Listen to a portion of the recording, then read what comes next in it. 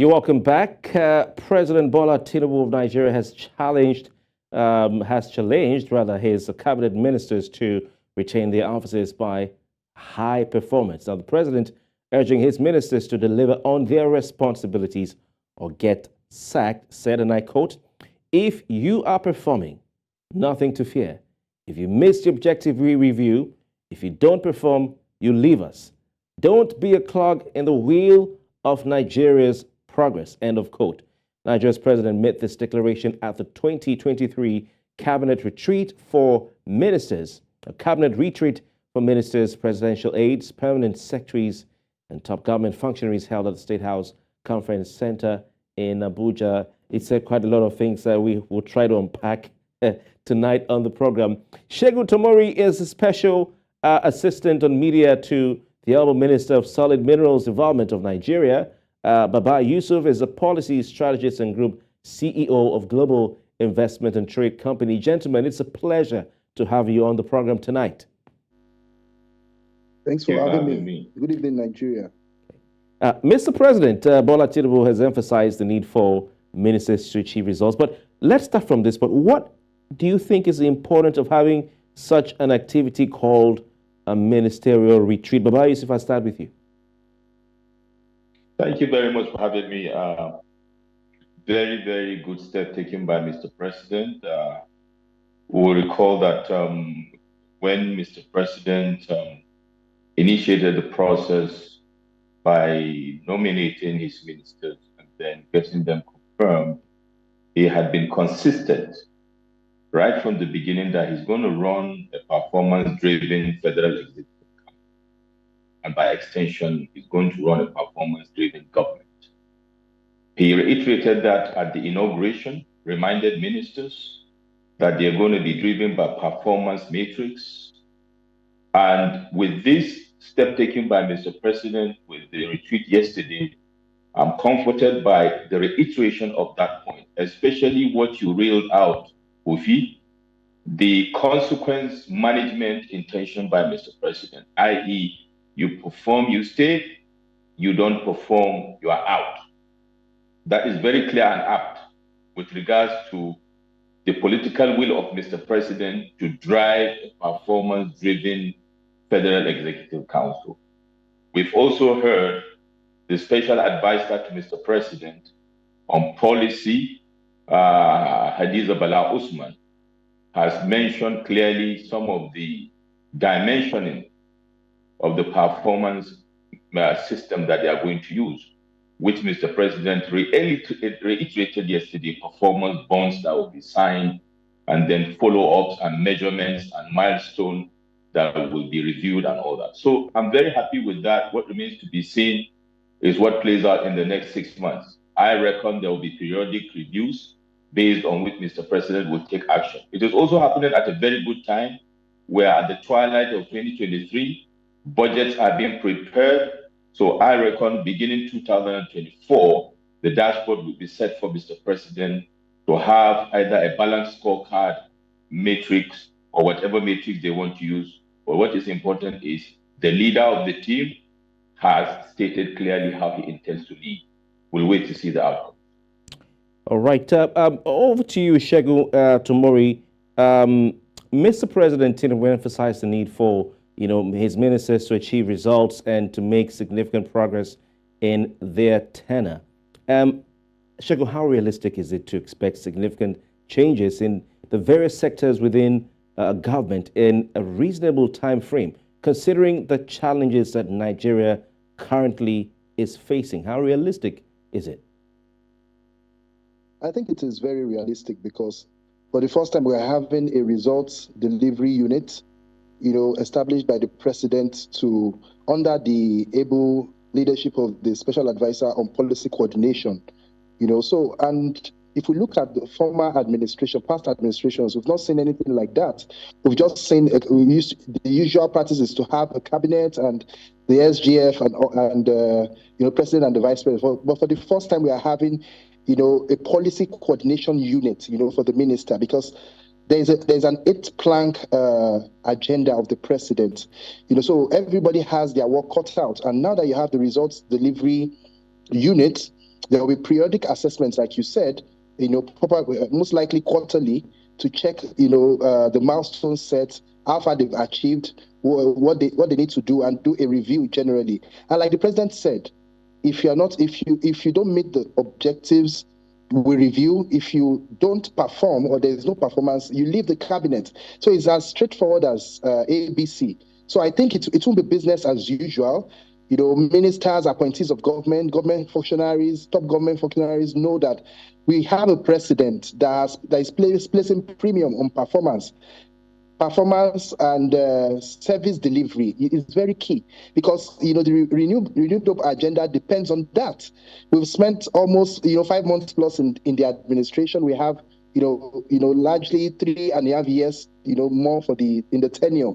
So the result delivery unit is a step in the right direction, and I know that it will change the dynamics. We'll see a different cabinet. We're going to see a proactive president that would not be that will be willing to wear the big stick where necessary.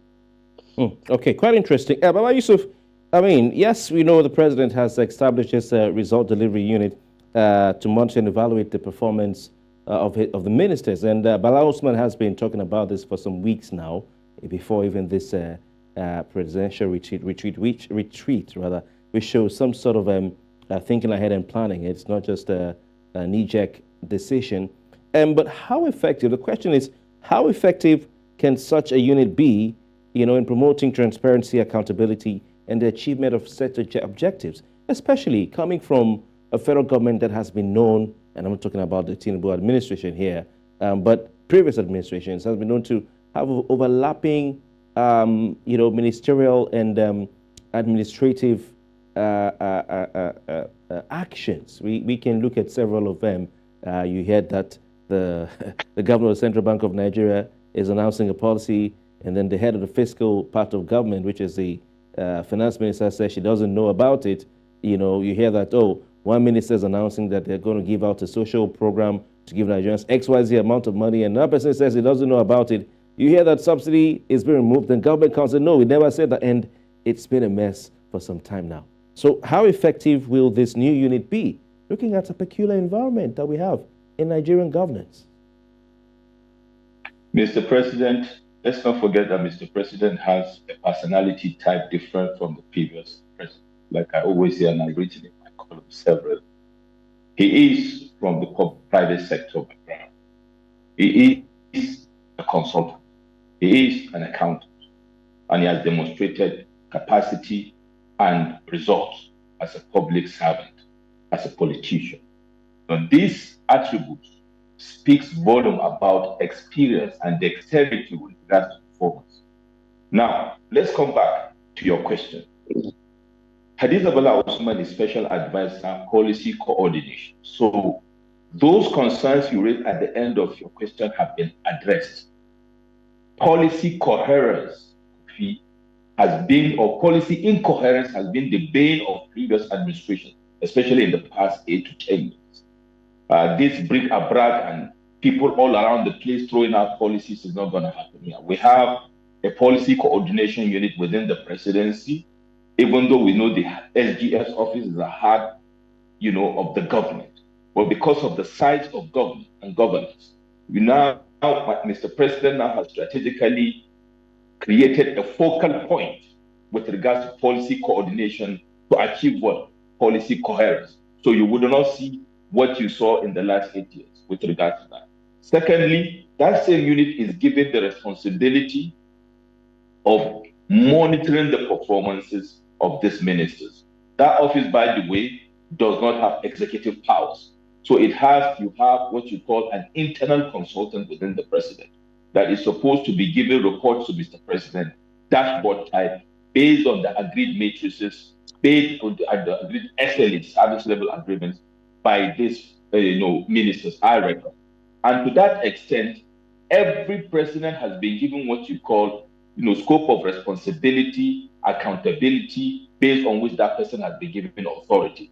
Now, what I will wait to see, I don't know the distilling or the fine line that I mentioned, is it a balanced scorecard approach? But whatever it is, it's very simple, based on what Mr. President said, is smart. smart objectives have been given, which means these people will have maybe 3 months for review. I expect very tight timeline for review so that performances will be measured and decisions will be taken quickly with regard to the short to mid-term objectives. With regard to the long-term objectives, I expect the entire Federal Executive Council will review its performance as a committee of the whole with regard to Mr. President.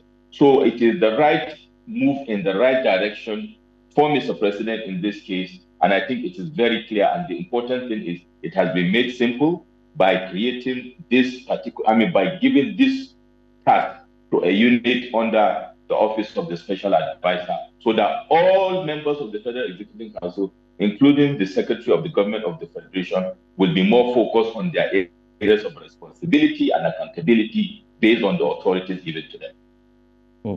Interesting. Hadith Abalosman has been talking about key performance indicators, Segun. What do you suspect those key performance indicators will be? Because as it stands, we may not know the full details of this bond of understanding signed between the president, the ministers, and permanent secretaries. What exactly even is a bond of understanding? So what do you suspect these key performance indicators will be? What do you think they should be? How do you even measure the performance of a minister? By what benchmark do you even measure the performance of a minister? What do you suspect, and what would you also like to see? Check it. Okay, thank you very much. Key performance indicators. If you have a plan, a vision, it's easier to say, okay, I have a vision. Like I said, there's an 8-point agenda of the president. So the Renewed Hope agenda is based on an 8-plank plan or agenda. So that 8-plank agenda or 8-point agenda, is spread out into the key ministries. So I wouldn't want to know the work that the results delivery unit is doing, but I expect that for each ministry is benchmarked into deliverables based on the 8-point agenda. That, for instance, if you're talking about employment, for instance, youth employment, for instance, generating revenue, forex, for instance, that you'll be talking about ministries like trade, industry, and investment. You'll be talking about solid minerals. You'll be talking about youth ministry and all that. So KPIs depends on the vision of the government, and it will only be the federal government and the results delivery units, headed by the special advisor on policy, that will be able to know the benchmark that they are setting.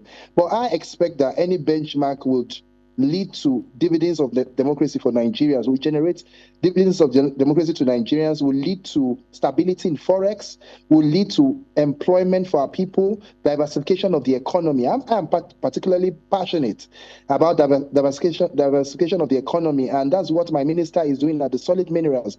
For instance, the solid minerals sector that was formerly moribund has sprung back to life. And we are addressing issues around challenges facing the sector, illegal mining, security challenges, and a whole lot, the problem of data, generating data, enough data, for people that want to explore and all that. And a whole lot of things are being addressed by the minister's 7-point agenda, And just last week or early this week, during the visit of the German Chancellor Olaf Scholz, a German company, signed an MOU with the Solid Minerals Development Fund, an agency under the ministry, to a sort of exploration pact that would result in $700 billion worth of minerals, exploring $700 billion worth of minerals across the country. Nigeria is blessed with mineral resources, and the plan of this administration is to make solid minerals generate not as much as oil, if not surpass it. And we believe we can achieve that in the coming months and years. So a lot of things have been put in place. So I expect KPIs. My expectation for KPIs are, lead to massive jobs for Nigerians, stability in forex, reduction in inflation, and delivery, security challenges, addressing security challenges. Security challenges should be addressed frontally. So okay. I feel that if those are achieved, that should form the basis of assessment, of ministers based on the KPIs.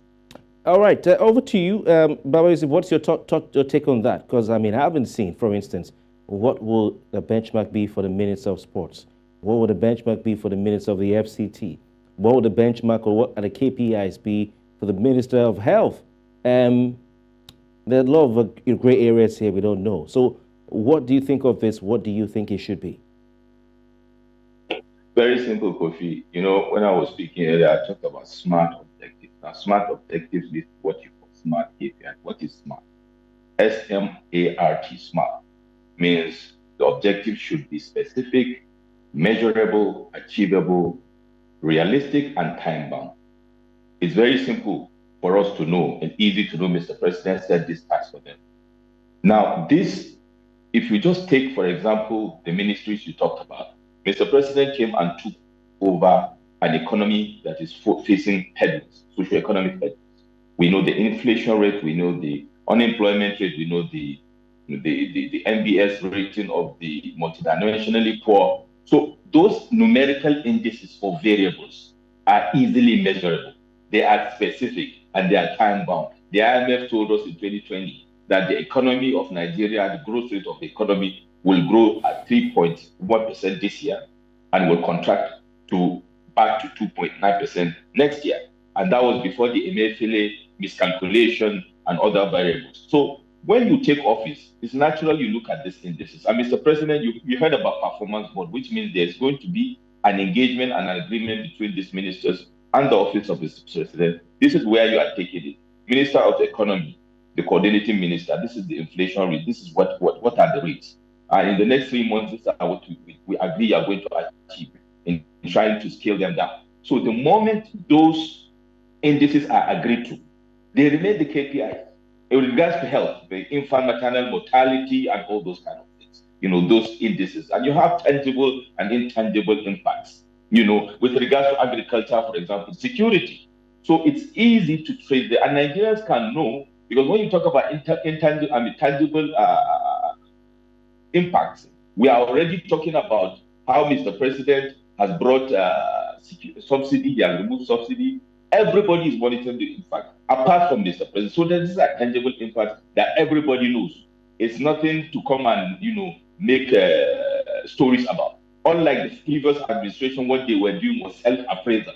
Somebody will come, there were no objectives, there was no metrics, and weight attached to it. Okay, tangible values should have more weight than intangible values. The macroeconomic indices should be clear. The price of Gary in the market should be, what everybody should see going down beyond the microeconomics. So it's very easy to measure this as far as we make them smart.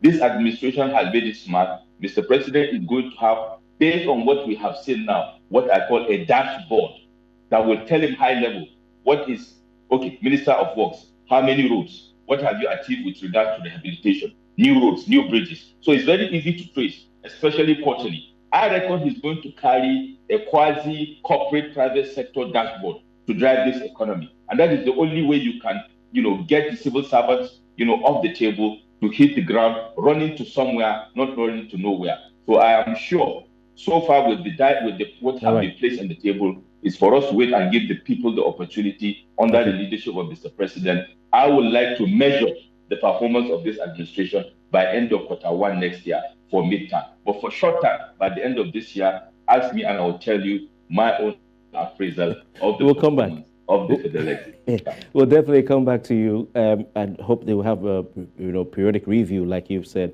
But Baba Yusuf, have you ever seen a minister of the Federal Republic of Nigeria being sacked for lack of performance? I mean, really, without any political undertones. The president is saying that if there is no performance, you will leave us. No one is an island, and the buck stops on my desk. Do you think that the president really has the political will to do what he says he will do for any minister who does not perform, to show him the door? Remember, Baba Yusuf, that almost all of the appointments to ministerial portfolios in Nigeria today in Tinubu's cabinet are political appointments, most of them. Some of them as a reward for working towards the president's election victory. Can he then, therefore, on this account, show these people the door? Thank you very much for that question, Kofi. You see, to answer the first question, I cannot remember in the recent history a minister being fired for non-performance. I'm trying to struggle to remember whether during the regime of President Segun. But to be honest, off the cuff, I can't remember. But the thing is this, it doesn't mean because it has not happened before, it will not happen now. Now, Mr. President has been consistent. And if you go back to his antecedents, he's not a man that shies away from firing people if they don't perform. He will do it. And then again, you are correct to say there's a lot of political appointments in this game based on political delivery of political, what you call capital, if you like, to win elections, which is okay, which is fair. But also, I think from a strategic perspective, Mr. President is putting these people on the hot seat. And he's doing reverse psychology for Nigerians to say, yes, I've given this guy an appointment, or this gentleman or this lady an appointment based on political reasons. But it behoves of them to deliver. And our performance matrices such that if he decides to fire anybody, there will be no political underdog to that effect. Because there will be a dashboard to say, this is what you made when we gave you the portfolio, this is what you are leaving behind. And everything will be succinct. And I reckon, preparatory to 2027, Mr. President doesn't want to create his hedging politically to base performance on clearly defined objectives so that there are no gray areas for people to put regionalism, ethnicity, or tribal sentiments with regards to people he will fire or not. Essentially, Kofi, Mr. President doesn't want to take a fall for anybody. And indeed, he is showing signs of wanting to deliver what he promised. That is what we call a promise-based strategy in leadership. Thank you so much. Baba Yusuf, I'm afraid we have to pull the plugs at this point. We wish Hadiza Bala Usman, wish you had more time to talk about her fight with some other politicians, whether that would affect her focus. But it seems that she's poised to do justice to her portfolio. Wish the president the best, and we hope that they can achieve their objectives for the betterment of Nigeria.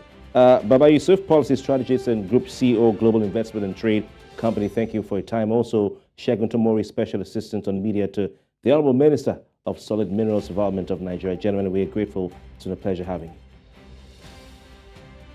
And to those of you who've been with us all through this week, right here on Politics HQ, it's been a nice company. On behalf of everybody, the production team, those in the master control room, and everyone, we want to say thank you very much for making good company. We'll be back with more on Monday.